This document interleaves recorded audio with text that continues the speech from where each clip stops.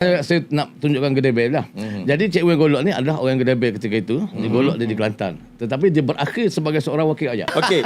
Bila sebut tentang Sabri Yunus ni, kita ketahui dia memes sinonim dengan Kelantan. Betul. Kalau di Kota Baru ni orang panggil ibu negeri Kelantan. Betul. Sabri Yunus bapa Kelantan.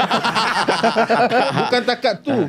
Wan Ismail Golok tu nama sampai ke Golok. Yeah. Tapi nama Wan Ismail Golok tu sebenarnya nama member Bapa Abangan. Ya, betul. Siapa nama dia bang sebenarnya? Nama Wan Ismail Golok. Ismail Golok nama dia Ismail.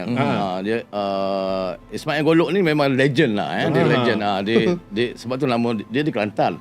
Tapi dia bermain-main di Golok sekitar tahun 60-an. 70-an.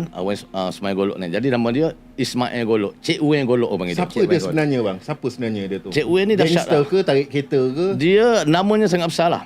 Sangat besar dari sudut dunia orang-orang Gedebel ni. Okey. Gedebel tu apa bang? Okey, Gedebel ni kita cerita pasal Gedebel dulu ya.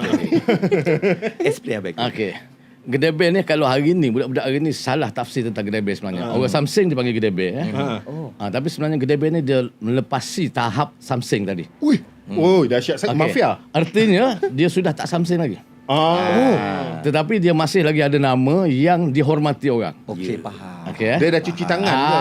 Cuci tangan. Tetapi walaupun cuci tangan dia boleh kotorkan balik tangan dia kalau buat. Dia macam Pak Ya Cocodeh tu. Itu sebenarnya saya nak tunjukkan Gedebel lah. Jadi Cik Wen Golok ni adalah orang Gedebel ketika itu. Dia golok dia di Kelantan. Tetapi dia berakhir sebagai seorang wakil rakyat.